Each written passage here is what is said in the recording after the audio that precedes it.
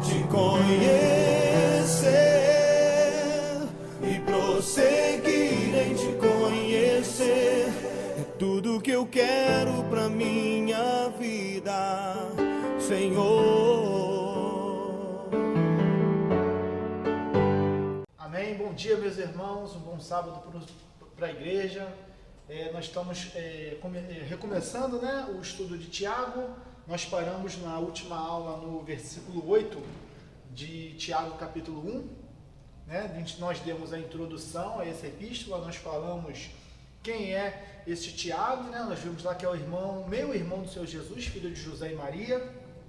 Nós vimos lá quem escreveu essa carta, que é Tiago, quando escreveu, de onde escreveu, para quem escreveu, os destinatários dessa carta. A gente viu lá que é uma carta circular, que ela circulava em diversas comunidades de cristãos pelo mundo romano, tá? Pelo Império Romano. Né?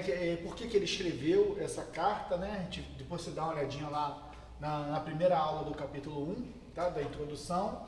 E a gente viu do versículo 1 até o versículo 8, que fala lá da saudação, as provações dos cristãos, né? A gente viu lá que essa igreja estava passando por muitas aflições, perseguição, muitas lutas, e fala do versículo 5 ao versículo 8 de como obter sabedoria do alto, não é sabedoria segundo o homem, não é segundo a sabedoria terrena, mas sabedoria segundo Deus, segundo o reino de Deus, tá? E hoje a gente vai falar aí do versículo 9 ao 27, né? A gente vai tratar aí do versículo 9 até o versículo 11, a relação que tinha nessas igrejas entre ricos e pobres, né? A gente vai ver ali que tinha uma demanda que leva Tiago a escrever essa epístola, né? Que ele vai tratar aqui. Do versículo 12 ao versículo 15 vai falar sobre a origem do pecado, aqui na epístola de Tiago. Do versículo 16 ao versículo 18 vai falar a origem do bem. De onde se origina o bem? De onde que vem o bem? O que é bom? E o versículo 19 ao versículo 27 vai falar da prática da palavra de Deus. A palavra de Deus na prática, tá? A prática da vida cristã. Então vamos orar, meus irmãos. Senhor nosso Deus e nosso Pai, Senhor Deus da glória, Pai, em nome de Jesus, nós estamos reunidos, Pai, neste sábado, Senhor meu Deus, para estudar a Tua palavra, Pai, seja conosco, venha estar nos abençoando, Pai, que não seja eu a ensinar, mas o Senhor, o professor é o Senhor, eu sou apenas um canal, venha estar abrindo os olhos do nosso entendimento para compreender a Tua palavra, a Tua Escritura, Senhor meu Deus, seja conosco, Pai, é o que eu te peço e te agradeço em nome de Jesus Cristo, Teu Filho, Senhor. Amém. Graças a Deus. Então, irmãos, vamos começar com a leitura da palavra de Deus, né? Tiago, capítulo 1, verso 9. A gente vai ler até o versículo 15, tá? Aí o restante a gente vai lendo e vai comentando. 9. O irmão, porém, de condição humilde, glorie-se na sua dignidade, e o rico na sua insignificância, porque ele passará como a flor da erva. Porque o sol se levanta com seu ardente calor, e a erva seca, e a sua flor cai, e desaparece a formosura do seu aspecto. Assim também se murchará o rico em seus caminhos. Bem-aventurado o homem que suporta com perseverança a provação, porque depois de ter sido aprovado, receberá a coroa da vida, a qual o Senhor prometeu aos que o amam. Ninguém, ao ser tentado, diga, sou tentado por Deus, porque Deus não pode ser tentado pelo mal, e Ele mesmo a ninguém tenta. Ao contrário, cada um é tentado pela sua própria cobiça, quando esta o atrai e seduz. Então a cobiça, depois de haver concebido, dá à luz o pecado. E o pecado, uma vez consumado, gera a morte. Amém, irmãos? Então, vamos lá. Versículo 9 a 11, aqui do início dessa epístola, vai falar da relação entre os ricos e os pobres dentro dessa igreja, dentro das igrejas cristãs. No geral, né? A carta de Tiago é a palavra de Deus é viva e nos atinge hoje. E falar da relação de rico e pobre. Nós sabemos, irmãos, que a igreja de Cristo Jesus é um ambiente plural. Como assim ambiente plural? Não pluralidade de pensamento, Porque a doutrina que é a base da palavra de Deus, nosso pensamento está na doutrina cristã, que é a Bíblia, a palavra de Deus. É plural no sentido de que dentro da igreja cristã tem rico, tem pobre, tem baixo, tem alto, tem gordo, tem magro, tem jovem, tem idoso, tem criança, tem pessoas especiais, né? Pessoas com deficiência especial, né? Tem todo tipo de pessoa dentro da igreja cristã, né? Deus amou o mundo de tal maneira que deu seu Filho unigênito para que toda e qualquer pessoa que nele crê não pereça, mas tenha vida eterna. Então, irmãos, tem uma pluralidade de pessoas, né? Mas unidas em Cristo Jesus. Cristo morreu, ele derramou seu sangue na cruz do Calvário para nos unir nele para a salvação. Em Cristo Jesus todos nós somos irmãos. Então não pode haver diferença, não pode haver discriminação dentro da igreja do Senhor Jesus, porque ele morreu por todos nós. Em Cristo Jesus nós somos irmãos, tá? Nós somos adotados para sermos filhos de Deus. E o documento de adoção é o sangue de Jesus Cristo sobre a minha vida e sobre a sua vida, sobre a nossa vida, tá, irmãos? Então, Tiago, ele vai falar da relação entre ricos e pobres dentro da igreja. Sendo que aqui é só uma introdução, irmão. Porque no capítulo 2, Tiago, dentro dessa relação entre rico e pobre, ele vai fazer uma denúncia. Que dentro dessas igrejas, dentro da igreja cristã, havia, irmãos, discriminação. O pobre, ele era discriminado, ele era tratado com desprezo, né? Ele fala lá no capítulo 12, Diácono Hélio vai falar com mais profundidade sobre esse assunto, em que entrava uma pessoa rica dentro da igreja, uma pessoa com anéis de ouro, roupas de luxo, e a liderança dessas igrejas chamava essas pessoas para vir à frente, sentar nos melhores locais e pegar os pobres, as pessoas mais humildes. Ele mandava sentar lá, fica lá atrás, senta aqui no chão mesmo, né? Tinha esse tipo de discriminação que Tiago, ele vem denunciar no capítulo 2, tá? E aqui, o capítulo 2, ele fala diretamente para as pessoas que estavam praticando a discriminação dentro da igreja. Aqui no capítulo 1, nesses versículos do 9 ao 11, ele vai falar para o pobre, que é discriminado, ele vai trazer uma palavra de incentivo, de perseverança, tá? Uma palavra de ânimo para essa pessoa que estava sendo discriminada, e vai trazer também uma palavra para o rico, que percebe que está sendo tratado de forma diferenciada pela condição econômica dele. Tá? Então, Tiago aqui no capítulo 1 ele vai falar para o pobre, para a pessoa economicamente pobre, né? Vai falar para o rico, e no capítulo 2 ele vai falar para quem estava praticando a discriminação. Tá? Então, versículo 9, ele fala assim: o irmão, porém, de condição humilde, glorie-se na sua dignidade. E o que é dignidade de todos nós, né? Ricos, pobres, mas aqui ele estava falando para a pessoa humilde. A nossa dignidade é Cristo. Ele morreu para nos salvar, para nos unir. Ele derramou o seu sangue na cruz do Calvário para salvar, para reatar o nosso relacionamento com Deus que antes estava perdido. Nós vivíamos no lamaçal do pecado. Ele nos transportou para o reino de Deus. Então a nossa dignidade é Cristo. Nós temos que nos gloriar em Cristo Jesus, né? Nós temos que ter orgulho do nosso Senhor Jesus Cristo, que Ele restaurou a nossa vida, tá? Então, glorie-se na sua dignidade, que é Cristo Jesus, tá? O verso 9, ele fala assim, a herança, irmãos, de todos os crentes, irmãos, de todo cristão, a nossa herança é o Senhor, o reino de Deus, né? A palavra de Deus diz que aonde está o seu tesouro, ali estará o seu coração. E todos nós temos que ter o nosso coração onde? Nas coisas no reino de Deus, no céu, e não na terra. Porque quando está na terra, irmão, a gente coloca o nosso coração nas riquezas deste mundo, irmão, as riquezas desse mundo elas perecem, elas acabam. Mas aquilo que Deus tem preparado para mim e para você são eternas. Amém? Então ele fala lá da herança do pobre, né? que é o Senhor, do rico também que se converteu ao Evangelho, tá?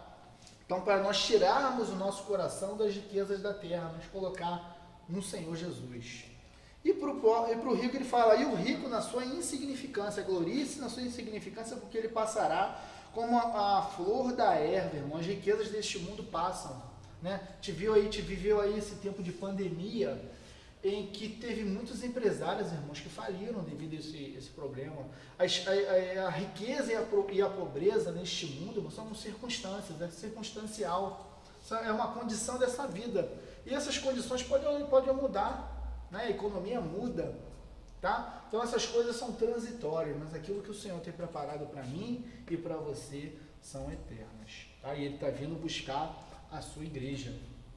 Então, a gente tem que nos gloriar no quebrantamento que o Senhor Jesus está fazendo na nossa vida, que o Espírito Santo está fazendo na nossa vida, tá? A insignificância neste sentido de quebrantamento, de nós vermos no Senhor quem realmente nós somos, né? Que nós somos carne, né? Nós somos pó, tá bom? Então, não há motivo do rico se vangloriar riquezas materiais que são transitórias, né? Pessoas aí nesse tempo dormiram ricas, acordaram pobres, né? E as circunstâncias elas mudam.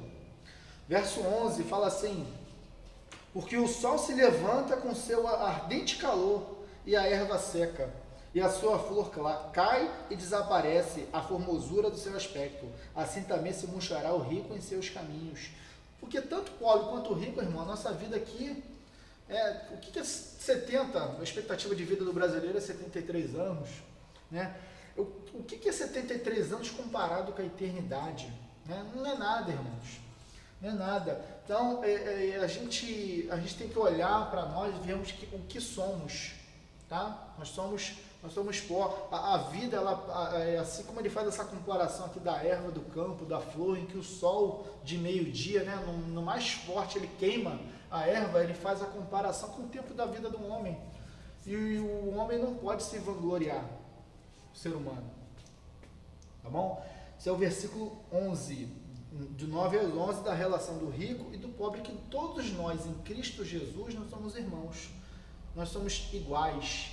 Então não pode haver dentro da igreja, se lá fora no mundo, essa prática já é repugnante e é natural de se ver, né? A gente vê no restaurante, num shopping center, ver discriminação nas empresas, no mundo comercial, mais repugnante ainda dentro da igreja, e a gente tem que denunciar isso, assim como Tiago denuncia aqui, como? Pregando a palavra de Deus, denunciando isso, pregando a palavra de Deus e orando, tá? Para que essa prática venha a se extinguir.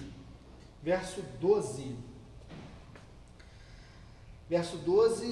bem-aventurado o homem que suporta com perseverança a provação, porque depois de ter sido aprovado, receberá a coroa da vida, a qual o Senhor prometeu aos que o amam. Do verso 12 ao verso 15, ele vai falar aqui da origem do pecado, a origem do pecado. Então ele começa aqui: bem-aventurado o homem que suporta com perseverança a aprovação. O que é bem-aventurado? Se você for lá no dicionário secular, bem-aventurado é uma pessoa feliz, uma pessoa próspera, tá? Uma pessoa afortunada. Na Bíblia, no reino de Deus, o bem-aventurado é aquele que restabelece a sua relação com Deus através de Cristo Jesus. Bem-aventurado é uma pessoa salva, é um filho de Deus. Esse é um bem-aventurado. Então, ele está escrevendo essa carta aqui para cristãos, pessoas crentes. E o que é um bem-aventurado? Né? Então, esses crentes, esses salvos, esses filhos de Deus, bem-aventurado, né, que são esses homens, o homem que suporta com perseverança, com insistência, ele insiste, ele persiste a provação. A provação, as lutas dessa vida, as aflições, as tentações, ele suporta com perseverança, ele está lutando, ele está combatendo em Cristo Jesus, no Senhor, porque depois de ter sido aprovado. Por que aprovado? Porque é um teste, irmãos. Esse mundo é um teste, tá? A gente passa por lutas, por aflições, a gente está sendo provado, testado, e a gente tem que vencer esse teste. A gente tem que passar por essa prova. E quando a gente não passa, irmãos, tenta de novo. Você é filho de Deus, o Espírito Santo está te ensinando, ele está te consolando, ele está te confortando. a gente tem que perseverar. Por isso que essa palavra perseverança está aqui, né? Nós somos pecadores, muitas das vezes nós erramos, eu erro, mas a gente tem que se levantar e insistir, persistir para receber a coroa da vida. Depois de ter sido aprovado, receberá a coroa da vida, o qual o Senhor prometeu aos que o amam. Por que a gente vai perseverar? Porque a gente ama o Senhor, a gente ama o seu reino, a gente ama a igreja, a gente ama a palavra de Deus, é por isso que a gente persiste. A gente pode errar, pode acontecer. A diferença, irmão, de você que já recebeu Jesus, para aqueles que estão lá fora, é que nós continuamos sendo pecadores. A nossa carne, ela é inclinada para o mal, a gente é inclinada para o pecado, né? O que se converteu foi a nossa consciência, a nossa intenção. Agora a gente sabe o que é certo e errado, porque o Espírito Santo de Deus está nos ensinando na sua palavra. Então, agora nós somos filhos do Senhor. A diferença da gente para aqueles que estão lá no mundo é que eles vivem no pecado. A gente às vezes peca, a gente às vezes erra, nós somos seres humanos, mas a gente não vive na prática do pecado. A gente sabe o que é certo, o que é errado, a gente quer persistir em fazer o bem, em viver para o Senhor. Tá? Verso 13. Ninguém ao ser tentado, diga, sou tentado por Deus, porque Deus não pode ser tentado pelo mal, e Ele mesmo a ninguém tenta. Então, ninguém ao ser tentado, diga, por Deus sou tentado, né? Alguns pegam esse versículo aqui e diz que ele está contraditório, porque Cristo Jesus, ele sofreu a tentação no deserto. Mas isso aqui não está contradizendo aquela passagem, por quê? Cristo ali, ele estava na forma humana, no corpo não glorioso, o corpo não glorificado ainda. Ele ainda não havia ressuscitado. 100% Deus, 100% homem, mas ali ele estava com um corpo natural. Um corpo suscetível à tentação. Vamos ver isso na palavra de Deus? Abre comigo, por favor, aí, irmãos. Hebreus 4, verso 15. Se você está em Tiago, é o livro anterior. Tá? Epístola anterior, Epístola aos Hebreus, 4,15, olha aqui que diz, eu vou ler. Porque não temos sumo sacerdote que não possa compadecer-se das nossas fraquezas. Antes, foi ele tentado em todas as coisas, a nossa semelhança, mas sem pecado. Então ele foi tentado em todas as coisas. Como? Né? No corpo natural, corpo humano. Tá? O verbo se fez carne e habitou entre nós, Jesus Cristo. Tá? Então, verso 13, não está contradizendo, tá? Não está contraditório aqui. Ninguém ao ser tentado, diga que sou tentado por Deus. E o que é a tentação, irmão? A tentação é uma incitação, é a sedução para o pecado. Nós sabemos que a nossa carne ela é inclinada para o pecado, né? Mas você que se converteu, você tem uma nova consciência em Cristo Jesus. Para você que agora nasceu de novo, né? Você tem um Espírito Santo em você e esse Espírito de Deus prevalecer sobre a vontade da carne, para fazer a vontade de Deus, tá? Então, porque Deus não pode ser tentado pelo mal, e Ele mesmo ninguém tenta, tá? Então, de onde que vem a tentação? Vem da nossa natureza, que pode ser seduzida pelas tentações, tá? E Satanás, irmãos, ele não tenta ninguém naquilo que não é fraco, naquilo que a pessoa não é fraca, ele tenta na fraqueza da pessoa, né?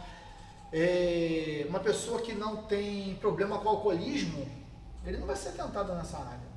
Uma pessoa que não tem problema com gula, ele não vai ser tentado nessa área. Mas uma pessoa que tem problema com jogo, baralho, jogo de carta, né? Jogos de azar, vai ser tentado nessa área. O que o Senhor Jesus ensinou? Vigiai e orai para que não entreis em tentação. O Espírito está pronto. O Espírito está pronto. O Espírito Santo está habitando em você. Tá? Você está forte, fortalecido, você lê a palavra de Deus, mas a carne é fraca. A carne é sempre fraca, irmão. Então a gente tem que vigiar e orar. Essa é a receita. E por que a gente sabe que tem que vigiar e orar? Porque a gente viu na palavra de Deus. E se você não vem consultar a palavra de Deus, se você não vem estudar a palavra de Deus, você não sabe as armas para você combater o mal e você sair vencedor, tá?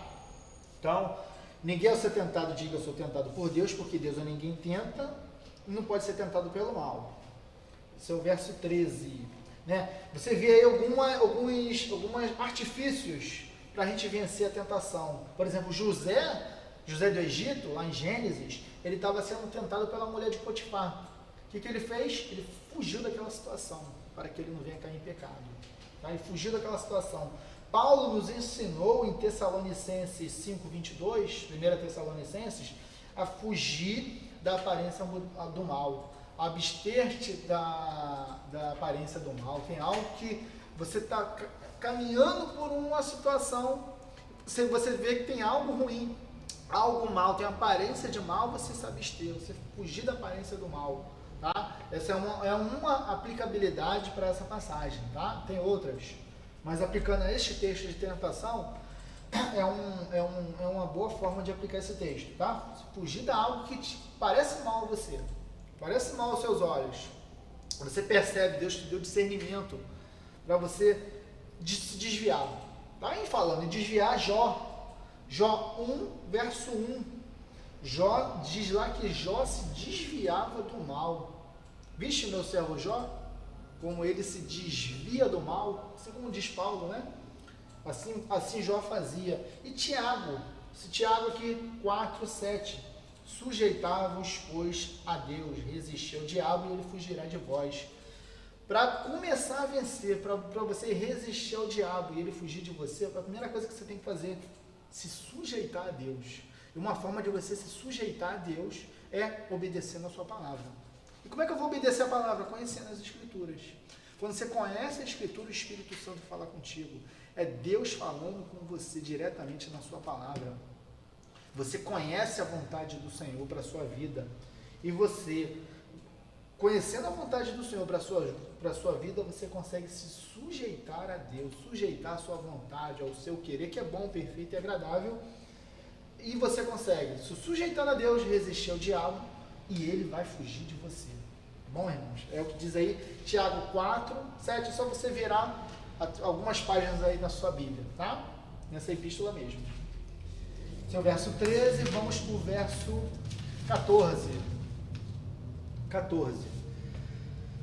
Ao contrário, cada um é tentado, olha o que eu falei no verso anterior, ao contrário, cada um é tentado pela sua própria cobiça, pelo seu próprio desejo pecaminoso, concupiscência, desejo pecaminoso, que não é aquilo que te atrai, e que é pecado, que você sabe. Conhece a palavra de Deus. Ao contrário, cada um é tentado pela sua própria cobiça, quando esta o atrai e seduz.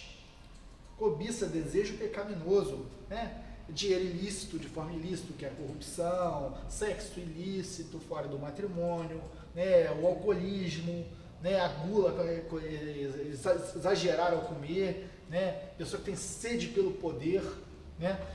E isso aí são as cobiças. O que se converte na nossa vida quando a gente entrega a vida para Jesus é a nossa intenção. Agora a gente sabe a verdade. E o nosso querer agora quer as coisas de Deus. A carne, ela continua inclinada para as coisas do mundo, para as coisas que desagradam a Deus. Mas agora a nossa intenção é servir ao Senhor. Então, aquilo que você alimentar mais, vai ser mais forte em você.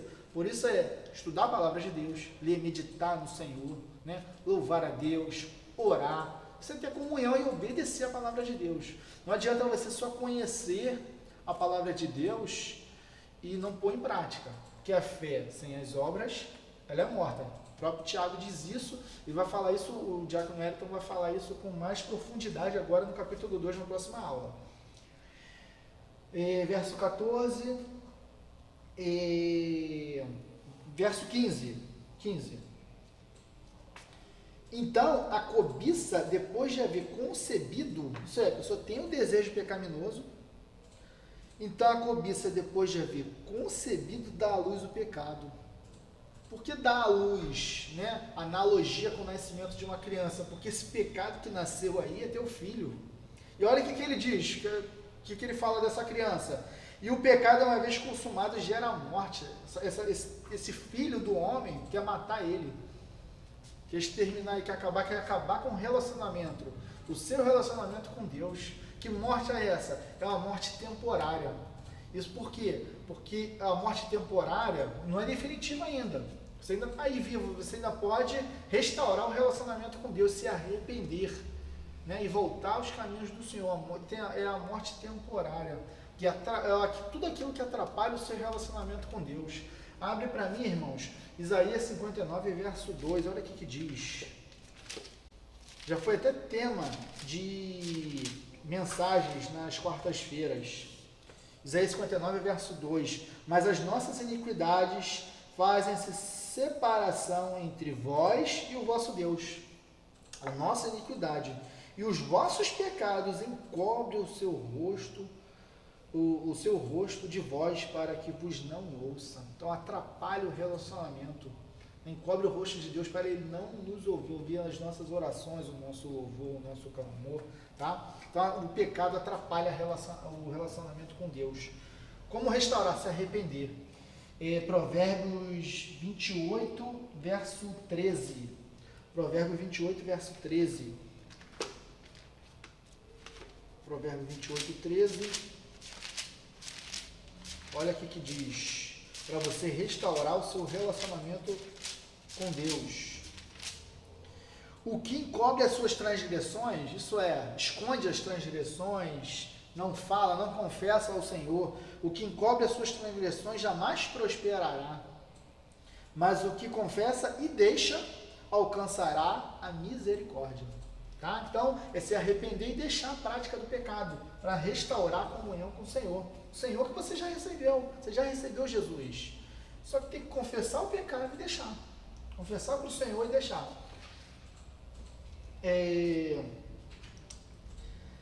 Tá? Então, esse é o verso 15. 1 João 2. Olha o que diz 1 João 2. Alguns livros à frente aí, algumas epístolas à frente. Verso do 1 ao 6. Filhinhos meus, estas coisas vos escrevo para que não pequeis. Se todavia alguém pecar, temos advogado junto ao Pai, Jesus Cristo o justo, e Ele é a propiciação pelos nossos pecados, e não somente pelos nossos próprios, mas ainda pelo do mundo inteiro. Sabe o que é a propiciação? É aquilo que faz Deus ser propício a você.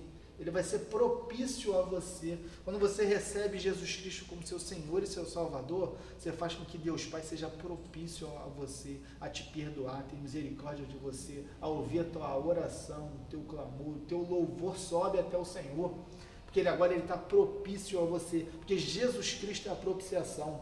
Ora, sabemos que o temos conhecido por isto, se guardarmos os seus mandamentos. Aquele que diz, eu o conheço e não guarda os seus mandamentos é mentiroso e nele não está a verdade. Aquele, entretanto, que guarda a sua palavra, nele verdadeiramente tem sido aperfeiçoado o amor de Deus. Nisto sabemos que estamos nele. O verso 16, irmão, vai falar da origem do bem. A origem do bem. Que muitos aí, irmãos, religião tenta tirar a origem do bem. Mas a origem do bem é o Senhor, é Deus. E a origem do mal, irmão, pecado, lá em Satanás, né? Lúcifer foi mentiroso desde o início. Ele tentou ser igual a Deus, porque a criação de Deus é perfeita, mas o mal surgiu nele, a vaidade. Isso está lá em Isaías 14, a partir do verso 12, Ezequiel 28. E depois o ser humano, com a sua cobiça, que cobiçou lá o fruto proibido, depois de tentado por Satanás. Então, o mal, ele nasceu no ser humano, né? No pecado de Satanás, e depois do ser humano, quando cobiçou o fruto proibido e cedeu à tentação. Tá? E aqui, do verso 16 ao 18, vai falar da origem do bem. E ele diz assim, não vos enganeis, meus amados irmãos. Então, não vos enganeis. Verso 17. Toda boa dádiva e todo dom perfeito são lá do alto. É do Senhor, descendo do Pai das luzes, em quem não pode existir variação ou sombra de mudança. Todo dom perfeito, dom espiritual, vem do Senhor para a sua vida. Todo talento natural que nós temos é do Senhor, é graça para te abençoar e abençoar aqueles que estão à sua volta, abençoar a tua igreja, tá? Dom espiritual, talento natural. Dom perfeito vem lá do alto, descendo do Pai. É graça para a sua vida.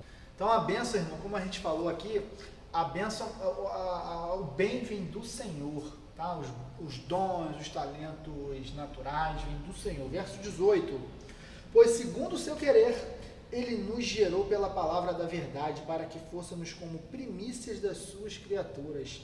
Ele nos gerou pela palavra da verdade. E a palavra é a palavra de Deus, é Jesus Cristo, o verbo vivo de Deus. Ele nos gerou de novo. Agora eu e você somos novas criaturas. Nós somos filhos de Deus, porque nós fomos gerados do alto. Assim como o Senhor fala para Nicodemos lá em João 3, nascidos do alto, eu e você. Por isso que ele fala que gerou.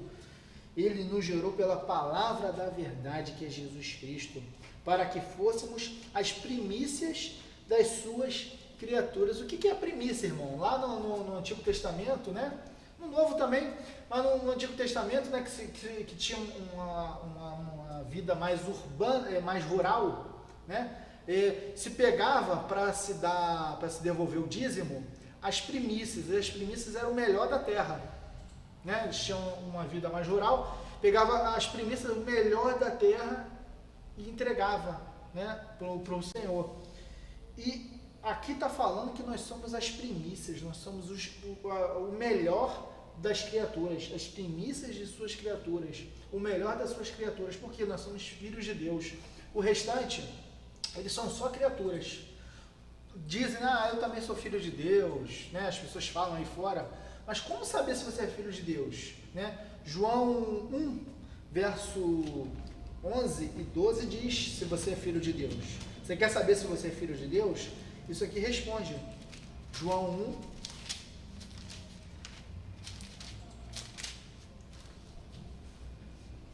verso 11. Veio para o que era seu e os seus não receberam. Verso 12, olha o que fala. Mas a todos quanto receberam, deu-lhes o poder de serem feitos filhos de Deus, a saber, aos que creem no seu nome.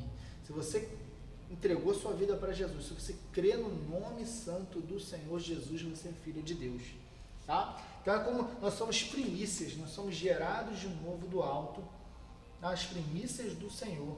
E os outros são só criaturas, tá? Eles vão receber Jesus. Eu creio que a gente vai pregar, você vai pregar a palavra de Deus e muitos vão se converter, você pregando, você evangelizando, com as suas boas obras, né? Muitos vão se converter, mas enquanto não se convertem, eles são criaturas do Senhor. Você é filho de Deus, tá? Verso 18, verso 19, agora ele vai entrar aqui no assunto da prática da palavra de Deus. Sabei essas coisas, meus amados irmãos. Todo homem, pois, seja pronto para ouvir, tardio para falar, tardio para se irar. 20, olha o que diz o 20. Porque a ira do homem não produz a justiça de Deus. Pula para o 26, está falando do mesmo assunto. Se alguém supor ser religioso, deixando de refrear a língua, deixando de refrear o falar, antes enganando o próprio coração, a sua religião é vã. A sua religião é vaidade, a sua religião é vazia, quando você não controla o seu falar. E aqui ele diz que para a gente ser pronto para ouvir, Deus nos deu 2 ouvidos, pronto para ouvir, tardio para falar, porque a ira do homem, e tardio para se irar, porque a ira do homem não produz a justiça de Deus. Que muitas das vezes, irmãos, a gente podemos nos precipitar e acabar na ira magoando o nosso irmão, né? Através da palavra, através da língua, magoando o coração de um irmão. Então a gente tem que, o cristão, ele tem que refrear, aprender a controlar a língua. E isso aqui é só uma introdução, irmão. Capítulo 1 de Tiago, porque no capítulo 3, é um capítulo quase que todo falando da sabedoria, né? A importância da sabedoria do alto, e falando sobre a língua, o dever de controlar o falar, a língua, tá? A gente preparou uma irmã, a IBO preparou uma irmã especial para dar esse conteúdo do capítulo 3.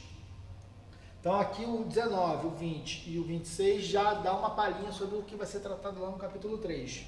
Verso 21. Verso 21. Portanto, despojando-vos, largando, abandonando, portanto, despojando-vos de toda impureza e acúmulo de maldade. E acúmulo de maldade, acolhei com mansidão a palavra em vós implantada, a qual é poderosa para salvar a vossa vida. Então, abandonando a maldade, o acúmulo de maldade, com mansidão, acolhei a palavra implantada. Por que implantada? Porque ela já está no teu coração. A palavra ela tem esse poder de penetrar o nosso coração. E ela produz transformação na nossa vida como? De dentro para fora. Tá? Porque a palavra de Deus, ela salva, ela cura e ela liberta. Tá? Ouça a palavra de Deus, estuda a palavra de Deus, medite na palavra de Deus, que por certo ela vai penetrar no seu coração e vai produzir mudança. 21. 22. Tornai-vos, pois, praticantes da palavra e não somente ouvintes, enganando-vos a vós mesmo, né? Uma vez ouvindo a palavra de Deus, aprendendo a palavra de Deus, colocando a palavra de Deus no nosso coração, no versículo que fala o 21, o 22 fala de nós exteriorizar a palavra de Deus, praticar a palavra de Deus, viver a palavra de Deus, né? A fé sem as obras, ela é morta. É isso que é a fé sem as obras, ela é morta. Então, e o diácono Wellington, na próxima aula, capítulo 2, ele vai tratar sobre esse assunto. Né? Aqui, Tiago dá uma introdução do que ele vai continuar, na verdade. O capítulo 2, ele vai continuar esse assunto, que é a prática da palavra de Deus, a prática da vida cristã. Então, o capítulo 2, com mais profundidade sobre a fé e as obras. Ele vai continuar aqui sobre a prática da palavra de Deus e depois vai entrar sobre esse assunto, né? A relação da fé com as obras. Tá? Então, a gente tem que viver a palavra de Deus, porque agora Cristo vive em você. Agora não vivo mais eu, mas Cristo vive em mim, e esse viver que tenho na carne, vivo pela fé no Filho de Deus que me amou e assim mesmo se entregou por mim. O diácono Leandro até usou muito esse texto na última quarta-feira, né? E quando ele pregou lá sobre Romanos capítulo 12. Muito, muito bom. Eu até recomendo você assistir, né? Vai unir junto com esta aula aquela pregação, tá? De Romanos 12 do diácono Leandro. 23, 24, olha o que diz. Porque se alguém é ouvinte da palavra e não praticante, fé e obras, e não praticante, assemelha-se ao homem que contempla num espelho o seu rosto natural, pois a si mesmo se contempla e se retira, e para logo se esquece de como era a sua aparência. Olha a analogia que Tiago está falando aqui, que Tiago está ensinando. É como uma pessoa que chega para um espelho. Imagina você, irmão, acordou de manhã, né? Tá lá o cabelo bagunçado, um remela no olho, baba escorrendo, que dormiu mal e, né, não escovou o dente ainda, e você contempla o seu rosto natural no espelho. Aí você vê tudo aquilo que você precisa fazer. Você vê todos os defeitos, tudo aquilo que você precisa fazer, tudo aquilo que você precisa se consertar. Você vê lá que você precisa escovar o dente, arrumar o cabelo, lavar o rosto. Mas aí ele está dizendo que essa pessoa aqui, ela olha, vê o que precisa fazer, não faz e sai. E a mesma coisa é a palavra de Deus. Quando a gente lê a palavra de Deus, a gente está olhando para um espelho, onde a gente vê, a gente reconhece nós, através da palavra, todos os nossos defeitos, para nos corrigirmos no Senhor, tá? E melhorarmos. Tá? Deus operando em nós a transformação. Como? Através da palavra. Deus fala conosco. A palavra de Deus é um espelho, que a gente se contempla e vê os nossos defeitos. 23, 24, pois a si mesmo se contempla e se retira, e para logo se esquece de como era a sua aparência, e continua vivendo da forma como estava, não há mudança. Então a fé desse é vazia, é uma fé morta, porque não tem a prática. 25, mas aquele que considera atentamente na lei perfeita, lei da liberdade, e nela persevera, não sendo ouvinte negligente, mas operoso praticante, esse será bem-aventurado no que realizar. Bem-aventurado no que realizar. Mas aquele que atenta perfeitamente à prática da palavra de Deus, você viver a palavra de Deus, mas aquele que considera atentamente a lei perfeita, que lei perfeita é essa? A palavra do Senhor. A lei perfeita, perfeita e agradável. Tá? Aqui está a vontade do Senhor para mim e para a sua vida. Lei da liberdade, porque essa palavra aqui, irmão, ela liberta. O que diz lá João 8,32? Conhecereis a verdade vos libertará. A verdade liberta sozinha? Não. Você tem que conhecer. Conhecereis. Depois de conhecer a verdade vai operar em você. Você permitindo que isso aconteça. Não como este, que se olhou no espelho e saiu, mas permitindo que essa verdade penetre no seu coração e ocorra a mudança. Tá? Então, você conhece a verdade e deixa a verdade operar na sua vida. Verso 26. Verso 26 eu já falei, que fala lá da língua, que o capítulo 3 vai entrar de forma mais profunda nesse assunto. Verso 27, olha o 27 o que fala. A religião pura e sem mácula, sem defeito. Qual que é a religião pura e sem mácula?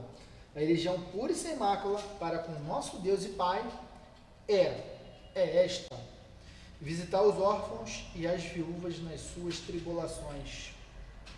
Prática da palavra de Deus, viver a palavra de Deus, ajudar o próximo, né? Olhar para uma necessidade do próximo e ajudar, orar pelaquela pessoa, levar uma palavra de conforto, levar o sustento, levar a provisão que ela está precisando, estando isso ao seu alcance, né? E convocar a igreja para ajudar, né? Às vezes a necessidade não é só material, a necessidade espiritual, oração, palavra, evangelismo, tá? Então, visitar os órfãos e a viúva nas suas tribulações, nas suas necessidades, e a si mesmo guardar-se incontaminado do mundo, não pecar, se desviar do mal.